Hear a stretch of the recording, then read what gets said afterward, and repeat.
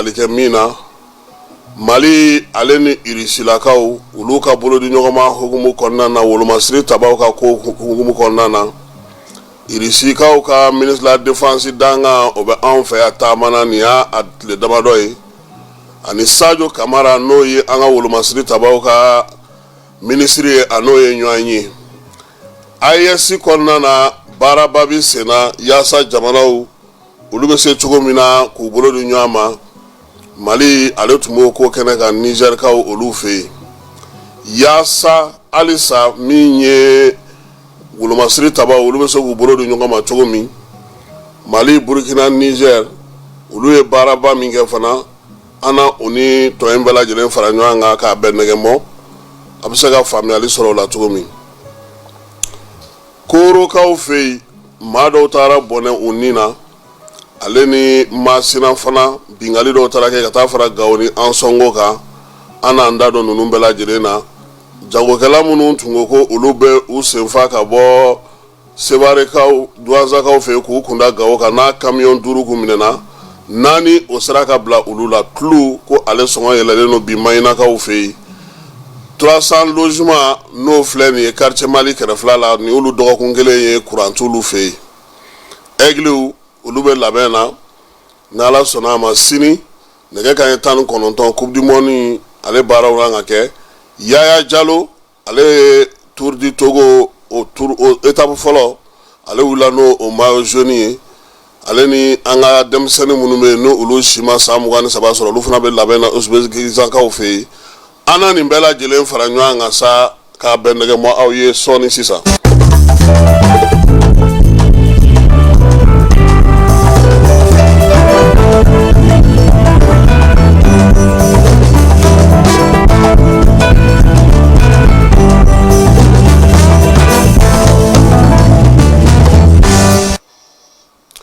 Keba Diallo ale biya min ye Amara nu Keyita ye ale fana bɛ kumaso kɔnɔ olu kɔni bɛ ka lajɛ sa bɔlɔlɔ sanfɛ a bɛ se ka an ye cogo min na lafiya la ani ka se ka kumakanw bɛɛ lajɛlen faamu an b'u yɛrɛ fo k'u waleɲuman dɔn sabula don o don soli ka wuli a baabu a ma nɔgɔn kosɛbɛ don dɔ ka di la don dɔ man di la maanifinya yɛrɛ kɛcogo ye ne yɛrɛ fana ma nɔgɔn u ma dɛ n b'u godon de koyi n'i ye ninnu to yen dɔrɔn u bɛ taa si gɛrɛn de la k'olu ti kunu n'i bɛ yan kɔni n'i kɔni bɛna yan baara la i bɛ godon dɛ Keba n y'a fɔ Amara ɲɛna n ko bi ye le 5 de an tɛna n'an da don ale la sɔgɔmada in na fɔlɔ ni le 5 kɔni fɔra a bɛ mɔgɔ hakili jigin M5RFI la ko minnu kɛra a kɔnɔ wula fɛ an na ji da caman sɛnɛ kan nka bi dugutigi Denbugɔ o ni sigi tɛ se ka bɛn cogoya si la Basa Dan jeni ma o y'o mɔlen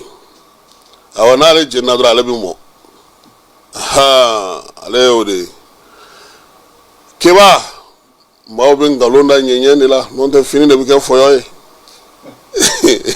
ye wa ɲɔ caman susu o de fana bɛ maa kɛ ɲɛɲɛ caman tigi ye awɔ n'i b'a fɛ ka ɲɛɲɛ caman sɔrɔ i bɛ ɲɔ caman susu n'o tɛ ni m'o kɛ dɔrɔn i t'o sɔrɔ Keba kunu ma to maa min kɔnɔ bi tɛ t'i kɔnɔ dɛ awɔ ni kunu tɛ e kɔnɔ non i tɛ se ka bi tɛ se ka to i kɔnɔ wa mɔgɔ ɲɛnama o tɛ se ka kɛ mɔgɔ lankolon ye fo ko dɔ ka kɛ wa mɔgɔ lankolon fana tɛ kɛ mɔgɔ ɲɛnama ye sɔgɔmada in na an bɛ taa kɔ an bɛ taa fo kɔfɛ Mali anw bɛ degun min kɔnɔna na n'i y'a jateminɛ a bɛ k'i ɲɛna ko anw ma fɛɛrɛ ɲinini daminɛ a mɛnna ne hakili b'a la le 11 ani le 12 janvier 2012 o y'anw sɔrɔ Kidal anw bɔra Kidal ka na Tombouctou ka bɔ Tombouctou ka na Gawo anw se Menaka mugu cira le 17 mugu cilen Belarus tilara ka na drapeau sigi a nɔ na a y'a sɔrɔ Menaka ma kɛ fɛn ye dɛ. I b'a dɔn cɛ min tun bɛ yen Sadio Kamara i bɛ sɔrɔdasiw ɲininka u b'a f'i ɲɛna kibaruya la ne b'a fɔ mɔgɔw ɲɛna ne ma ninnu dɔn yan koyi ayi ne ma ninnu dɔn yan an ye ɲɔgɔn dɔn a ɲɛfɛ de munna bɛ ka nin bɛɛ fɔ parce que nin ko ninnu kɛlen ATT kɛ tun bɛ ale de nɔfɛ a y'a sɔrɔ jamanakuntigi min bɛ Faransi a tɔgɔ ye Nicolas Sarkozy a ministrilama a nana anw fɛ yan 2006 a ye conférence ba de kɛ Hôtel de l'Amitié la ni mɔgɔ minnu hakili bɛ a la a don Umu Kafo ani Maître Tapo olu fila dɔrɔn de sera k'a dala minɛ o y'a sɔrɔ kamalen min sigilen filɛ nin ale fa ye pancarte baden dilan ka na n'a ye Hôtel de l'Amitié da la kuma tɛ kuma ya u ma min yɔrɔ maa t'ale bɔ sɛbɛnni na o Sarkozy bɔla a ko mun a ko tiɲɛ na ko maaw bɛ démocratie ko kuma fɔ maaw b'u hakilina yira Faransi ko nka ko Mali fana na ko maaw bɛ s'u hakilina yira la parce que a ye min ye pancarte kan a b'a dɔn min b'a la a bɔyɔrɔ a ka kalan kɛyɔrɔ a y'a ka adamadenya kɛ cogo min fo ka na se o ma ministeriya ma ministre de l'intérieur ma o de tun bɛ pancarte kan ka sɛbɛn ka bila an ye a digira la a don kabi o don Maître Tapo ka kuma ka faraw kan ni Umu an y'a dɔn k'a fɔ nk'anw ni hɛrɛ fara la o dun y'a sɔrɔ Chirac ka gouvernement na maa min bɛ ka fɔ ko o bɛ se ka na ka kɛ jamanakuntigi ye o kun ye ale Sarkozy de a dun kɛra a ye dɛ kalata kɛra Faransi a bɔra ministériya la ka kɛ président ye o président de senfɛ a ye fɛn caman de da yira ATT la ATT ma sɔn a laban nana kɛ mun ye ko maliyɛn minnu taalen n'o ye ko k'olu lasegin ATT ko k'ale ma mɔgɔ bila ka taa ale tɛ maa taa cogo dɔn ale tɛ sɛbɛn kɛ ka maa lana Sarkozy kelen m'a fɔ n ko Libi kɛlɛ in ye an ka kɛlɛ in kunbɛn nka a sen b'a la han maa minnu bɛ yen ale de y'olu fara ɲɔgɔn kan k'a fɔ k'u ka n'u faso la Bilal Cherif ninnu ka groupe mɔgɔw olu de nana ni maa min hakili b'a la a y'a sɔrɔ Sidiki Nfa Konate o ye Mali ministre de la communication ye olu ni général Kafura ala ma hinɛ la ninnu u farala ɲɔgɔn kan ka taa maa minnu nana ka bɔ Libi ka t'u bisimila k'u ɲininka ATT ye mun jate minɛ janfa min bɛ ka nale a ko jamanaw ma k'an ka fara ɲɔgɔn kan an dafɛ jamanaw m'a faamu o y'a sɔrɔ a ma wuli anw fɛ yan Côte d'Ivoire kalatako kuma bɛ sen na Bagbo bɛ se ka gɛn cogo min ka bɔ fanga la u nana ɲɔgɔn ye dɔ kɛ Bamakɔ yan CICB la salle ba min bɛ kɔfɛ bi ni CNT mɔgɔw b'a kɔnɔ CNT président bɛ yɔrɔ min na kɔfɛla in na ye yen salle ovale ba de bɛ yen a don ne yɛrɛ siɲɛ fɔlɔ ka ATT ye a kelen président garde corps tan b'a kɔ a bɛɛ lajɛlen veste noire tigi ye ne siranna a don u nana mun kɛ min ye Blaise ye ale nana ka na Côte d'Ivoire ka mɔgɔ min tun bɛ BCEAO kunna k'o gɛn ka bɔ yen ka u sagona mɔgɔ k'o sigi réunion ma ban dɛ Blaise bɔra Bamakɔ yan ka taga Faransi ATT ko o de senfɛ k'u ka jɛ k'u bolo di ɲɔgɔn ma o y'a sɔrɔ Mauritanie jamanakuntigi kɔrɔ ale bɛ ka taa don anw fɛ yan an ye mun jate minɛ ATT ye min fɔ an ka fara ɲɔgɔn kan anw kelen tɛ se ka nin kɛlɛ in kunbɛn o kun tɛ se ka lamɛn tuguni mɔgɔw bɛ k'a miiri yan Bamakɔ yan a tɛ fɛ ka bɔ fanga la élection dun date selen don k'a sɔrɔ a kun ye élection date fɔ mɔgɔw tun bɛ k'u labɛn cɛbɔw tun kɛra fɛn bɛɛ tun bɛ ka kɛ pré campagne yɛrɛ bɛɛ kun daminɛna mɔgɔw tun bɛ ka taa campagne kɛ mais janfa min tun bɛ ATT ye a ka bon kojugu fɛn dɔ bɛ yen latigɛ y'a kɛ anw ni Faransi de ye ɲɔgɔn dɔn o de kɛra Mali yɛrɛ ka erreur ye quoi parce que diɲɛ bosona sira minnu fɛ maa minnu ye u ka mɔgɔ minnu jamana minnu coloniser n'u tilara k'u to yen k'u ka yiriwali kɛ Faransi t'o jamana ye ale dulonnen no tora ka koloniw na u ta u bila u wuli u ka ko bɛɛ a b'a ale de bolo wa maaw b'a bolo hali bi yan minnu bɛ k'o baara kɛ a bɛ jagokɛla la a bɛ kunnafonidila la a bɛ nafolotigi la a bɛ avocat la a bɛ journaliste la a bɛ ministre la a bɛ gouvernement mɔgɔ la a bɛ CNT mɔgɔ la nin bɛɛ lajɛlen bɛ yan min y'a ta fɔ min m'a ta fɔ o bɛɛ b'i sɔn i ta la i ka fɛɛrɛ n'i ka dabali la Faransi bɛ se ka segin ka na cogo min hali bi an bɛ yɔrɔ min na o ja in o tɛ wuli fo anw ka bɛn anw tɛna bɛn sabula dɔw b'a ye kuma o tuma ko kalata dɔw b'a ye an k'an ka jamana sɔrɔ ka kɛ an yɛrɛ ye wa keba ATT ye kuma kelen min fɔ an ka fara ɲɔgɔn kan an ka ɲɔgɔn minɛ Asimi ninnu fana bɛ k'o baara de kɛ bi dɛ i b'a dɔn mɔgɔw tɛ fɛn dɔ faamuya sɔrɔdasi décision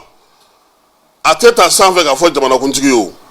laɲini ni jateminɛw de bɛ kɛ kɛlɛkɛ ɲɛmɔgɔw bolo ani kɛlɛdagatigiw bolo n'an sera ka nin kɛ wagati dɔ la aw bɛɛ lajɛlen hakili b'a la kuma la mɔgɔw tun b'u sigi k'a fɔ cɛ ni Burukina sera ka fara Mali kan a bɛ sɔn ka ɲɛ Ala y'o kɛ an tilar'o la an ko ni Niger ma sɔrɔ a ma tila an tɛ se ka kɛlɛ kɛ Ala y'o fana nɔgɔya bi o kɛlɛ min bɛ sen na ni o wulikajɔ min bɛ ka kɛ n'o ye AES ye o bɛ ka baara minnu boloda bi o de bɛ ka nanzaraw jɔrɔ kosɛbɛ parce que maa min filɛ nin ye Moritani kunna nin a y'u ka service de renseignement directeur kɛ sɔrɔdasi don diɲɛ service de renseignement ka jɛkuluba min bɛ yen diɲɛ kɔnɔ u bɛ kibaruya minnu di ɲɔgɔn ma a bɛɛ bɛ tɛmɛ ale fɛ hali bi président don fana a nana ye sɛbɛn labanw na u tun ye jate min kɛ k'a yira k'a fɔ ko non ko Mali ko minan ɲɛnama ti yan n b'a dɔn n'aw hakili b'a la an dafɛ jamana dɔ jamanakuntigi n'an ka minisiri kɔrɔ dɔ ka kuma na ko wayi ko Irisi ye 11e puissance de ye ko foyi t'u bolo k'u bɛna n'u ka avion kɔrɔ de ta ka di Mali ma k'an tɛ se ka wuli mais kɔsa in na Moritani jamanakuntigi ye lisi min sɔrɔ minan min bɛ Mali la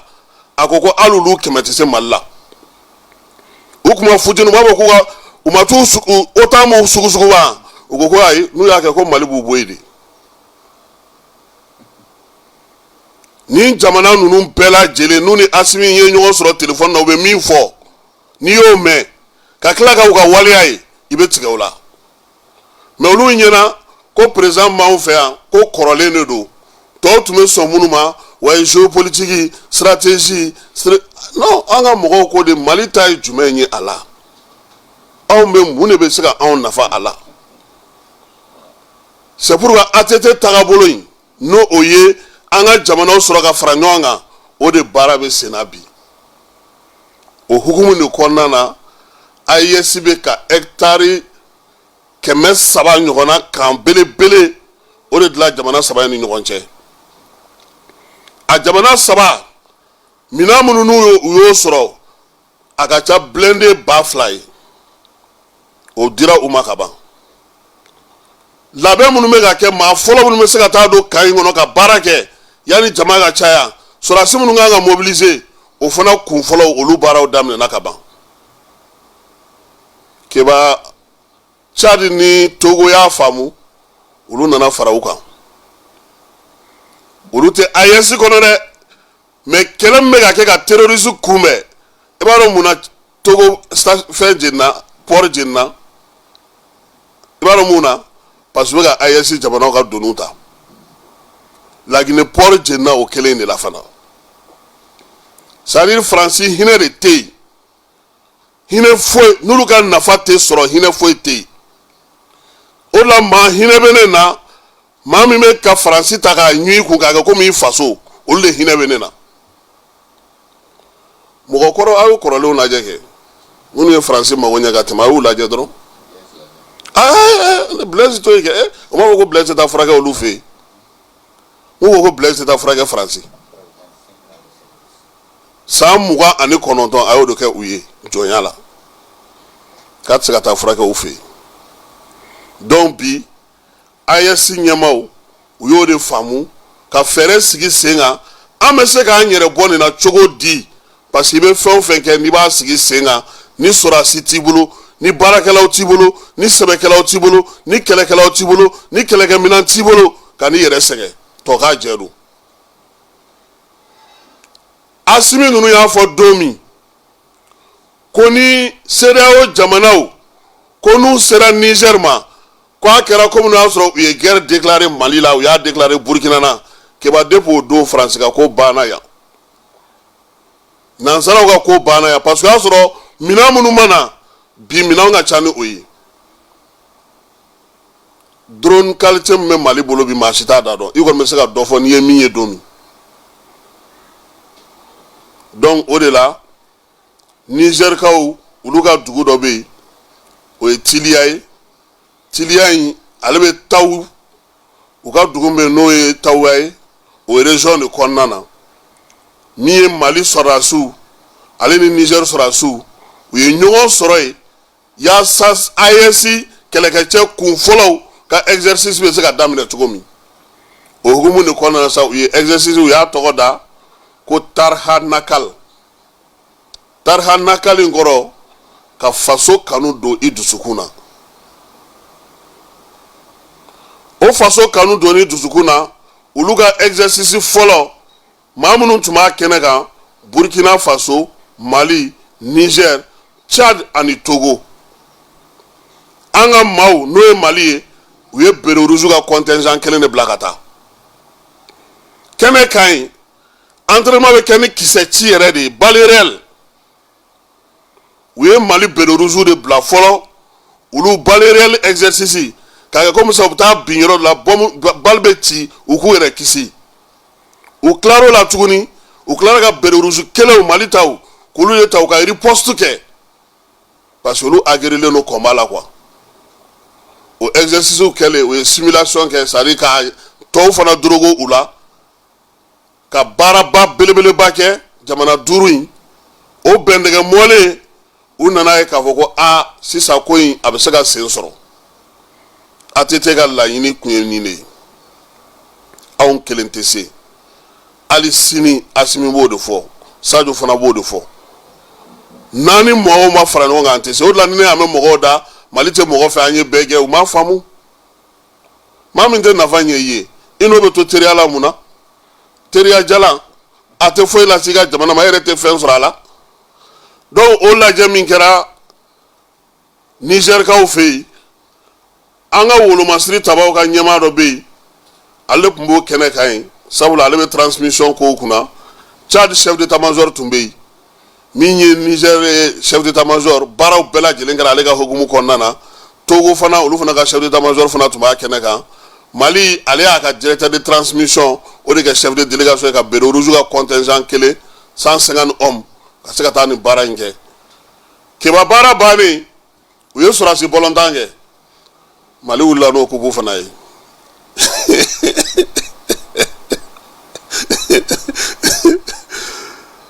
o kɛlen chef de délégation a ye 100 ta k'o di an ka sɔrɔdasiw ma k'u k'o kɛ k'u yɛrɛ jansa n'o ye général de brigade Alikalifa Kulubali ye ale min ye directeur de transmission o ɲɛmaa ye ale ye 100 da an ka sɔrɔdasiw ma Niger wolomasiri tabaw ka ɲɛmaa n'o y'u ka chef d'état-major ye ale fana y'u bɛɛ lajɛlen wele groupe in bɛɛ surafana dunna o surafana dun senfɛ sa jamana ninnu nana ni mɔgɔ minnu ye n'o y'u ka contingent ye Niger ye 5 millions du olu ma sisan mun bɛna kɛ ninnu bɛna taa fili kungo kɔnɔ de k'an embryon de bɛna sigi ten parce que a bɛɛ ye commando de ye olu ka exercice bɛ kɛ ne tɛ taa exercice min kɛnɛ kan o ye nin de ye n y'a fɔ Masawule yɛrɛ ni kisɛ yɛrɛ bɛ ci ne bɛ n da n'a nana m'a fɔ Madès ɲɛna kuma bɛɛ n ko Madès Ariel ou bien fo ko Ariel n ko bɔn ne bɛ to yan si t'a dɛ na Ariel min b'aw bolo ti ne bolo journaliste jalan n'u taara n'u ko Ariel mun Karim cɛ y'a to an ka to yan hali Sirilan min bɛ to k'a dɔ kɛ ezo la ye o Dj fana fɛn nana n'o de ye sa o Keba nana n'o de ye sa o position avancée aw tɛ segin diɲɛ kɔnɔ armée b'o de la sisan c'est à dire n'aw minnu bɛ ɲɛfɛ ko ennemi bɛ k'aw gun ka na minnu bɛ u bɛ kisɛ cɛ aw la i yɛrɛ ka mɔgɔw segin tɛ yen dɛ quand tu t'engages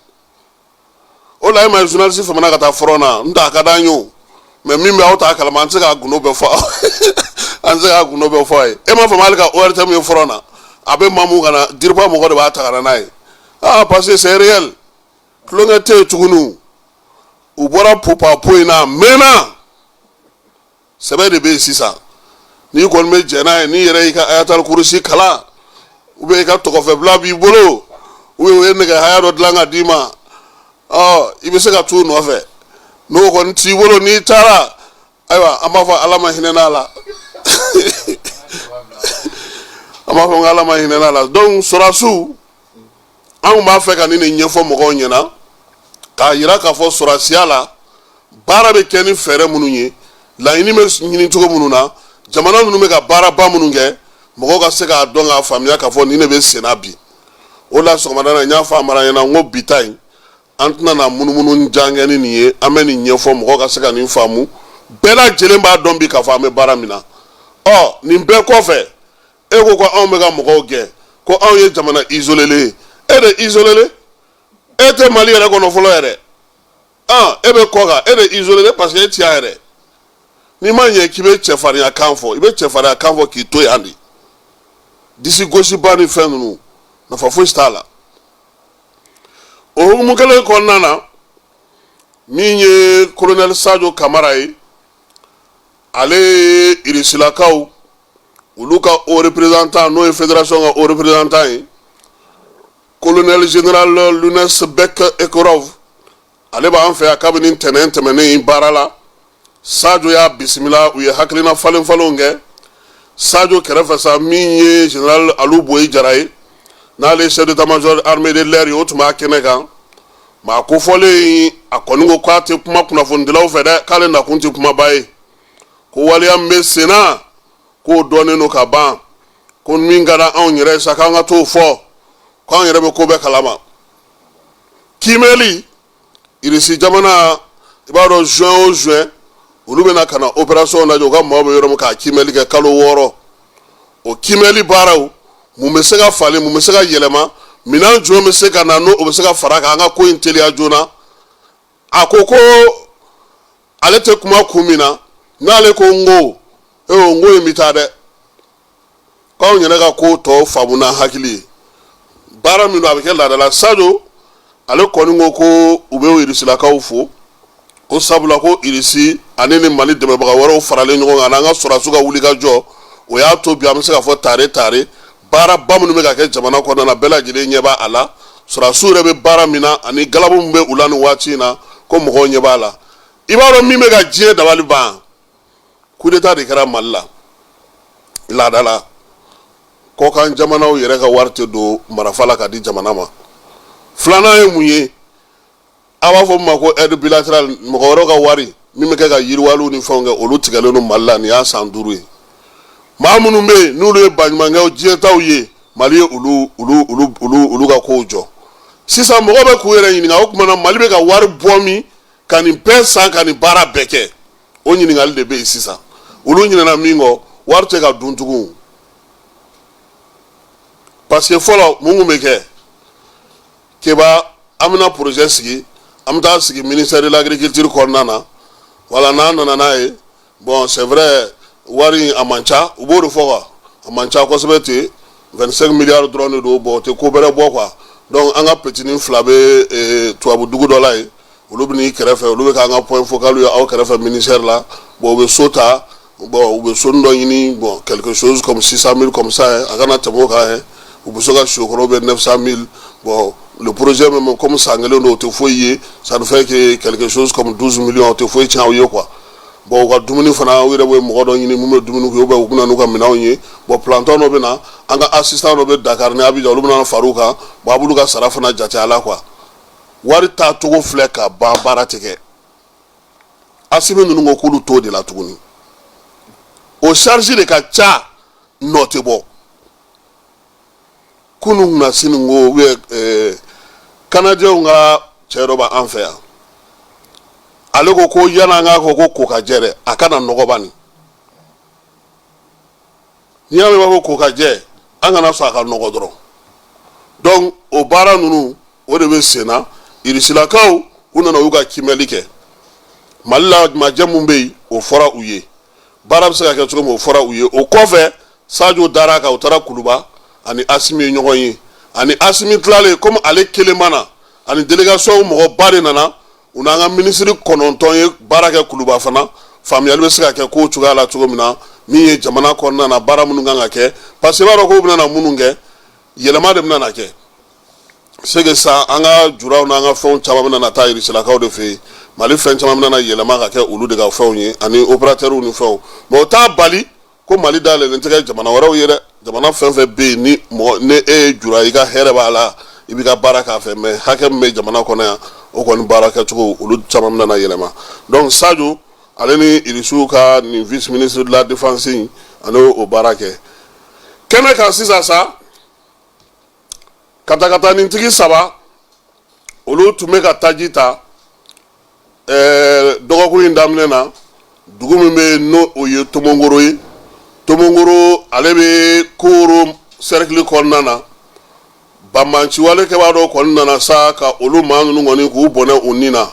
o don kelen Masinakaw fɛ yen foro kɔnɔna na fana maa dɔw bɛ olu kɔni taara mugu ci sa dugu min bɛ n'o ye Togolokura ye Togolokurakaw fɛ yen Kolongo kɔnɔna na commune kɔnɔna na olu fana ye maa dɔw fana fa o ko senfɛ maa ninnu k'u nana moto de la dugudenw y'a yira k'a fɔ k'u ye waleya cɛjugu in kɛ tuma min na k'u ye duuru don fiɲɛ na ka taa n'u yɛrɛ ye maa kɔni bɛ yen k'o tun bɛ malosɛnɛyɔrɔ kɔnɔna na u ma maa bɔ maa la dɛ u ye mugu ci de dɔrɔn ka mugu ci maa 2 o de kɔni tora a la u ka sɔrɔ ka boli ka taa n'u yɛrɛ ye bingali o fana kɛra Gungokaw fɛ yen Gungo ale bɛ Koyima min ye Gawo ale kɛrɛfɛla la jɛkulu marifatigi lakodɔnbali dɔw olu kɔni nana sa o dugu in kɔnɔna na téléphone portable wari moto baganw k'o bɛɛ lajɛlen cɛ dugudenw y'u kati gɛlɛya k'u tɛ sɔn ka taga ni fɛnw ye u ye mugu ci min ye dugutigi ka conseiller kelen ye o ni tora o ko senfɛ o den kelen fana Bamaci jɛkulu wɛrɛw fana ta nana nɛgɛ kanɲɛ 19 waati Gaberokaw ka dugu bɛ yen n'o ye Tomiba Jɛli ye olu taara mugu ci maaw la ye bagan misɛn fara bagan kumaba kan sa u y'a bɛɛ lajɛlen k'u kun ka taa n'u yɛrɛ ye suɛ maa si t'a dɔn u taara yɔrɔ min nin waati in na dugudenw y'a yira k'a fɔ ko nin waleya ninnu olu b'a dɔn k'a fɔ sɔrɔdasiw famaniw ma n'o tɛ n'olu bɛ yen ninnu si tɛ se ka sen sɔrɔ an sɔngokaw fana fɛ yen maa ta mɔbili dɔw tun bɛ ka bɔ Gawo k'i kunna an sɔngokaw kɔni ye mugu ci ale la dugudenw tun y'a yira k'a fɔ ko maa n'i ma to waleya in senfɛ nka kunu sɛgɛsɛgɛliw kɛlen kɔfɛ u y'a yira k'a fɔ ko bandi ninnu kɔni ko u ka kisɛ kɔni ko a ye maa kelen sɔrɔ ko o fatura 3 olu joginna u y'olu ta ka taa n'olu ye an sɔngo ale dɔgɔtɔrɔso o kɔnɔna na mɔbili 4 minnu tun bɛ yen n'olu minɛna Douentza ni Gawo ni ɲɔgɔn cɛ ni jagokɛlaw ka mɔbili don u ye 4 bila o la maa minnu ye kibaruya ninnu d'an ma u y'a yira k'a fɔ ko jɛkulu marifatigi lakodɔnbali minnu kɛlen don ka nin kɔni kɛ Boni ni Douentza ni ɲɔgɔn cɛ nin waati in na ko olu y'a yira k'a fɔ ko musaka dɔ kɔni sarala commerçant fɛ yaasa bolo bɛ se ka da mɔbili 4 kan cogo min 5nan in u ko k'u t'o di ko sabula ko sigarati ko de b'o kɔnɔ ko o la k'u tɛ se ka o di maa si ma nin waati in na bi an bɛ hakililajigi kɛ